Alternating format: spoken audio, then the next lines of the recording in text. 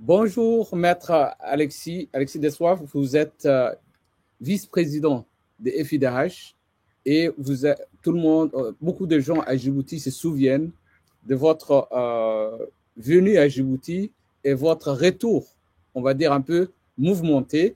Euh, vous avez voulu, vous avez tenu sur cette conférence, euh, d'un côté pour témoigner de ce que vous avez vu à Djibouti et de l'autre, parce que vous êtes également l'avocat des Belgico-Djiboutiens qui ont été maltraités, certains torturés et qui ont été renvoyés en Belgique. Euh, pour commencer, est-ce que, Maître Alexis, il y a des dispositions judiciaires qui permettent, comme en France, parce qu'en France, euh, il y a des juridictions qui indiquent en cas de violence ou physique ou morale, ainsi que de détention arbitraire en dehors de toute juridiction, la personne qui est victime, si elle est française, elle peut poursuivre les auteurs de ces actes. Est-ce qu'en Belgique, il y a des lois et des dispositions judiciaires qui vous permettent aujourd'hui de poursuivre ceux qui ont commis des actes sur les citoyens belgico-djiboutiens? Est-ce que vous avez des dispositions judiciaires qui vous permettent de poursuivre l'État djiboutien et les auteurs, en tout cas, de ces actes? Bonjour à toutes et à tous. C'est une question extrêmement importante, effectivement, parce qu'on voit que plusieurs binationaux, belgo-djiboutiens, mais comme des franco-djiboutiens, se sont vus menacés, arrêtés, torturés, mis en prison avant d'être, au bout d'un temps, certains, parfois une semaine, parfois plus, remis dans l'avion sans autre forme d'explication. On a réagi par rapport à ça, on a saisi des instances onusiennes pour dénoncer cette atteinte au pacte international des droits civils et politiques.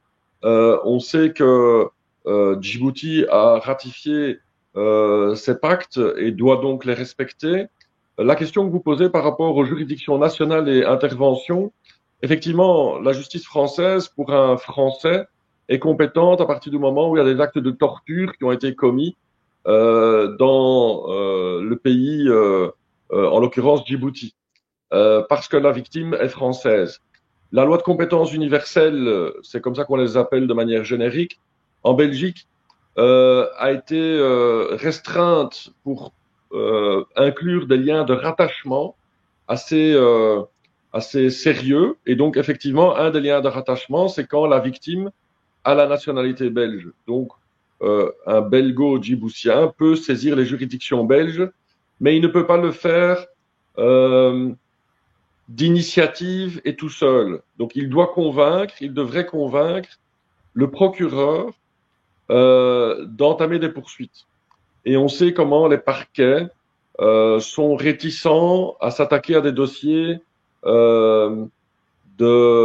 extraterritoriaux, vu la difficulté et finalement presque l'incapacité à les mener à leur terme, vu qu'il n'y a aucun espoir de collaboration avec les autorités djiboutiennes.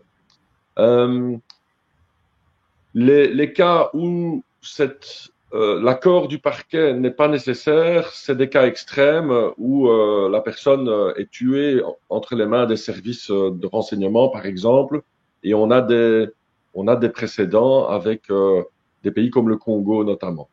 Euh, mais donc, le gros problème que moi je souligne en tant qu'avocat et vice-président de la FIDH, c'est que il y a de facto une forme d'impunité pour les exactions commises par les autorités djiboutiennes. Et même quand on obtient une décision internationale, et le cas de Daher Ahmed Farah est emblématique par rapport à cela, il a obtenu la condamnation de l'État de Djibouti en janvier 2021 et l'État de Djibouti n'a pas respecté cette condamnation, ne l'a pas exécutée. Et donc, même quand il y a une condamnation, en l'occurrence ici par une instance internationale, le pouvoir djiboutien s'assied sur la décision et ne la respecte pas. C'est un vrai problème d'impunité. Et c'est comme ça aussi qu'on voit que ces comportements se reproduisent. Plusieurs personnes, des binationaux, qui rendaient visite à leur famille, se sont fait arrêter, se sont fait emprisonner, se sont fait interroger pendant de longues journées, ont subi des actes de torture. Et peut-être que la législation française permettrait plus facilement des poursuites que la législation belge. Et je pense que c'est important que des plaintes et des poursuites soient engagées. Maître, oui, Abdelrazak. Juste, maître, comme c'est un phénomène qui se développe aujourd'hui et qui touche essentiellement des belgo-djiboutiens, est-ce que ce n'est pas, est-ce que c'est pas judicieux de sensibiliser le parquet? J'entends, hein, vous avez raison, la réticence, la difficulté aussi que le parquet puisse avoir pour conduire une telle procédure. Est-ce que c'est pas, on n'a pas des éléments aujourd'hui qui permettent au parquet donc belge de se dire oui, effectivement, il y a de plus en plus de belgo-djiboutiens qui sont impliqués, qui sont plutôt concernés par ces actes de violence. Quelque part, ce serait aussi un message envoyé aux autorités, ou plutôt aux petites mains du système, si on engageait aussi des actions en Belgique.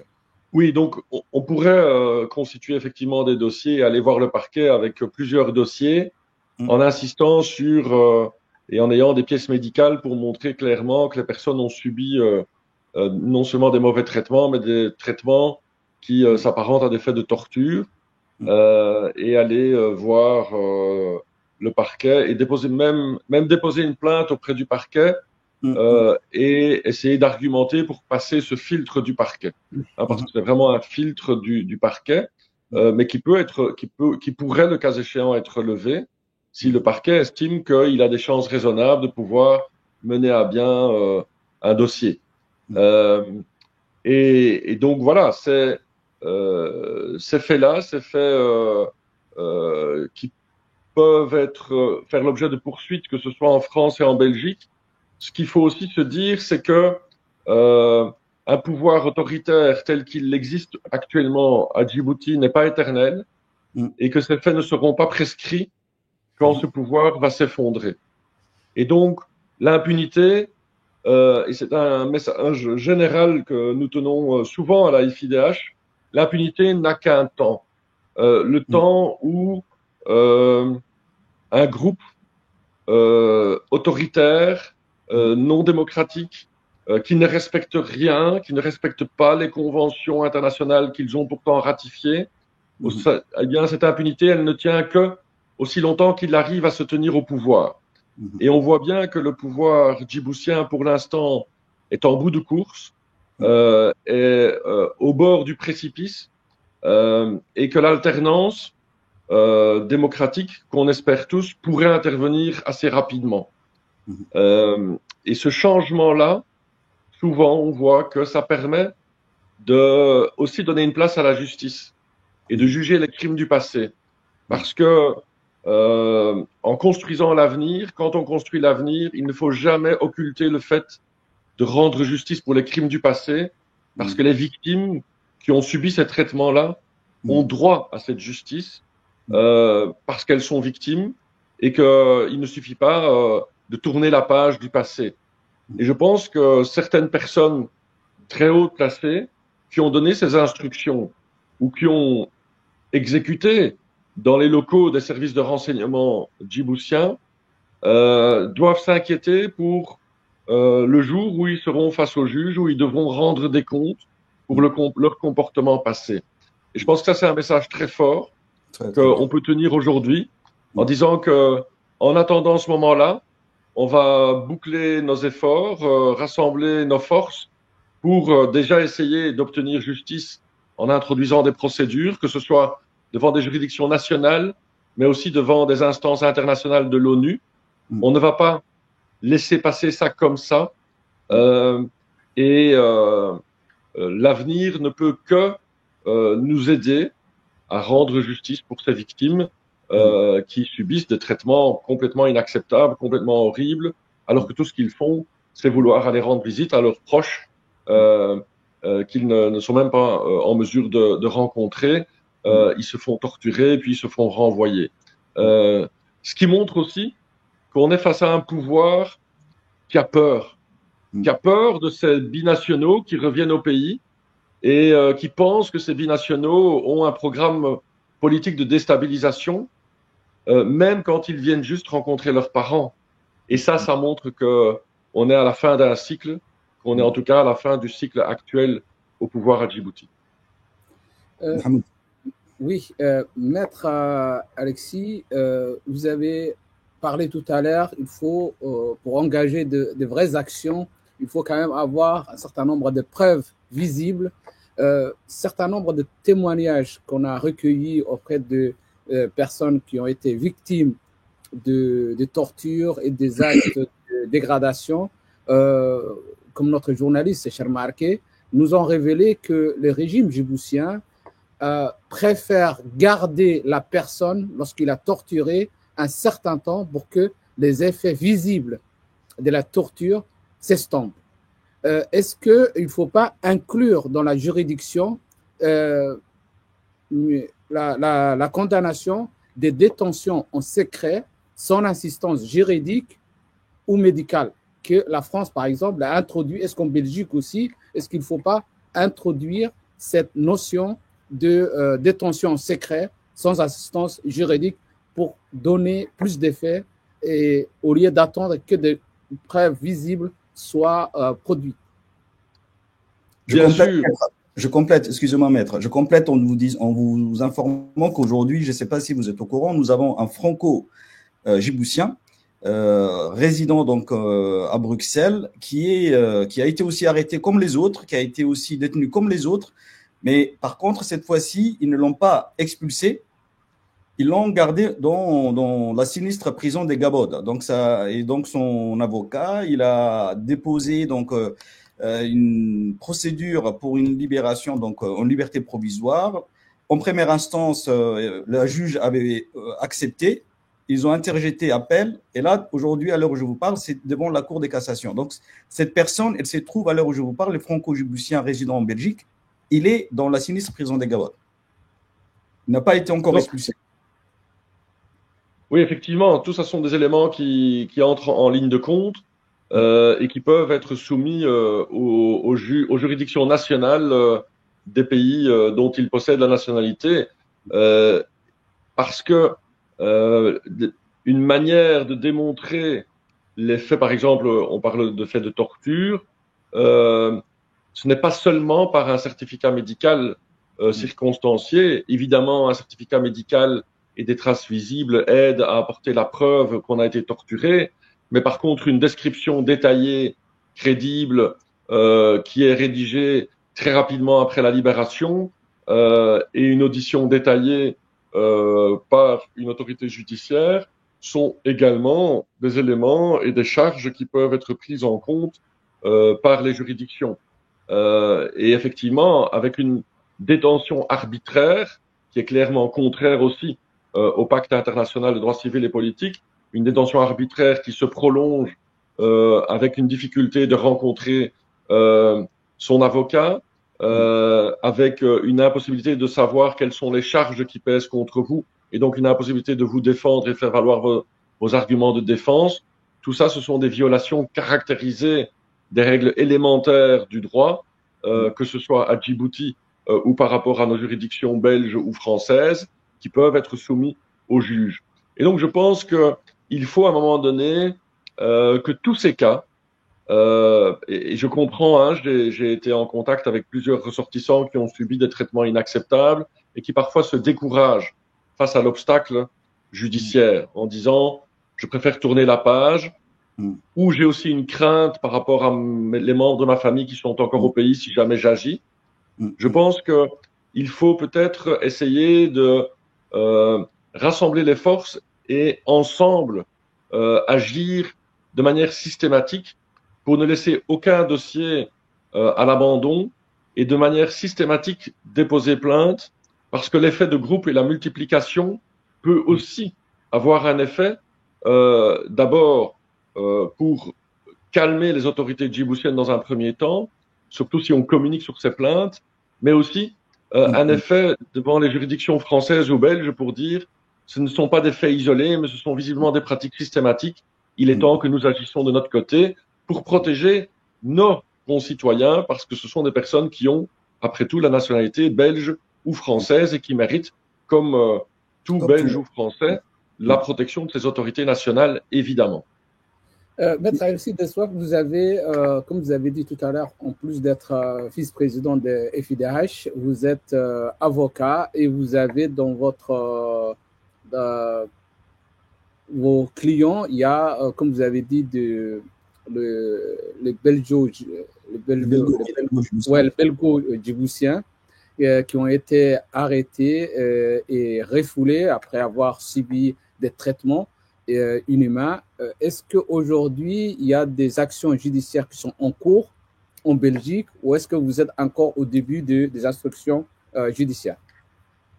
Alors, il y a des actions en cours au niveau onusien. Donc, nous avons saisi par le mécanisme de procédure spéciale, nous avons saisi les autorités onusiennes à Genève avec des réclamations caractérisées contre l'État de Djibouti et nous attendons l'issue de cette procédure. Si nous pouvons obtenir dans les prochains mois une décision claire des Nations Unies qui condamne ces pratiques djiboutiennes, je pense aussi que même si on voit que les autorités djiboutiennes font peu de cas et ne respectent pas les condamnations du Comité des droits de l'homme, par exemple, ils ne pourront pas continuer comme si de rien n'était, sous peine de se mettre finalement au banc des Nations Unies, avec chaque fois des mauvais rapports au moment des rapports périodiques,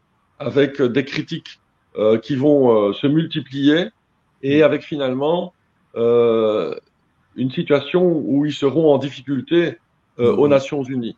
Et donc, moi, personnellement, je pense que cette procédure, c'est pas une procédure à la légère. Parfois, c'est même plus efficace qu'une procédure devant une juridiction nationale qui est dans l'impossibilité de rassembler des preuves et de juger finalement la personne tant qu'il n'y a pas un changement de régime. Et donc, en attendant, c'est, je pense, très utile de pouvoir compter aussi sur ces mécanismes qui existent et qui parfois sont sous-utilisés aux Nations Unies à Genève. Donc, on va continuer à se battre et moi, je suis disponible pour accompagner les belgo-djiboutiens.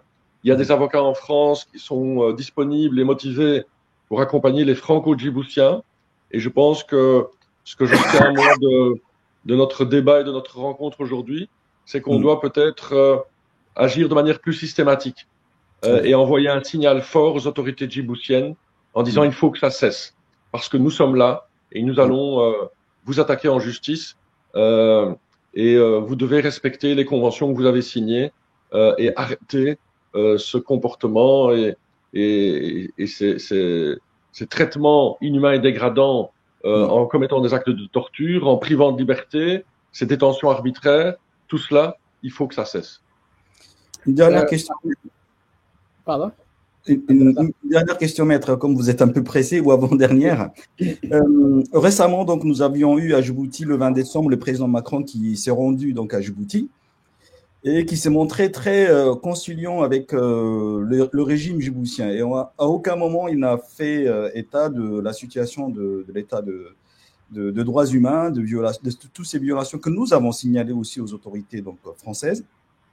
Et il me semble, dans le cadre de votre mission à Djibouti, vous avez rencontré également la représentante de la France. Est-ce que vous pouvez nous donner votre avis? Pourquoi aujourd'hui nos démocraties occidentales donc, n'appuient pas, n'aident pas du tout, ou ne parlent pas du tout de situation de droits humains dans ce pays-là? Alors, c'est une question extrêmement importante et je ne vais pas utiliser la langue de bois. Je pense que dans le chef des autorités françaises qui ont des intérêts économiques et militaires très importants à Djibouti, la géopolitique prime sur les droits humains. Et ce que je dénonce vigoureusement dans le chef des autorités françaises, c'est que ils dénoncent les droits humains quand ça les arrange, mais quand ils ont des intérêts dans le pays, ils sont prêts à fermer les yeux. Et en l'occurrence, pour Djibouti, ils ferment les yeux. On peut citer d'autres exemples dans le monde, quand on voit comment ils ferment les yeux sur Israël et comment ils tapent sur la table et prennent des sanctions par rapport à la Russie. On se dit, en fait, en fonction de leurs intérêts, en fonction de leurs amitiés, ils appliquent un double standard. Et ça, à la FIDH, nous dénonçons vigoureusement, c'est que l'Europe, de manière générale, l'Occident, perd toute sa crédibilité en appliquant un double standard dans ses relations au reste du monde. Il faut que notre boussole commune soit le respect du droit international, soit la justice internationale, le respect des droits humains, les droits humains au service de la paix, de la justice et de la démocratie. Et si nous appliquons ça de manière différente en fonction du pays interlocuteur, parce que nous y avons une base militaire ou parce que nous y avons des intérêts économiques, eh bien, on perd notre crédibilité comme Occident. Et donc, la parole ne vaut à ce moment-là plus rien.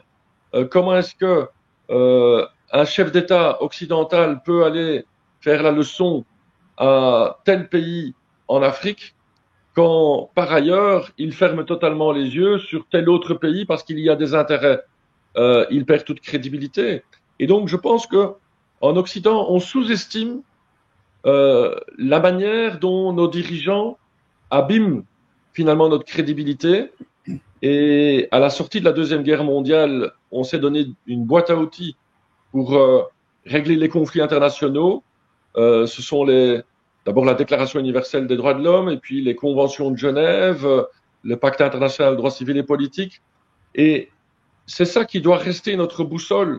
On ne peut pas demander son application au gré de nos intérêts ou de nos amitiés et appliquer un double standard. Donc là, vraiment, j'insiste là-dessus et je pense effectivement que le président Macron a raté sa visite diplomatique à Djibouti en taisant les éléments qu'il devait dénoncer parce que ce sont des citoyens français aussi qui en étaient victimes. Et donc, il avait une raison tout à fait objective d'interpeller les autorités djiboutiennes en demandant et en exigeant que cela cesse. Maître Alexis, merci. Une toute dernière question pour finir. Vous n'avez pas pu assister aujourd'hui dans notre conférence. Vous êtes en départ vers une destination. Est-ce que vous pouvez nous dire où vous allez et pourquoi vous vous rendez à cette destination?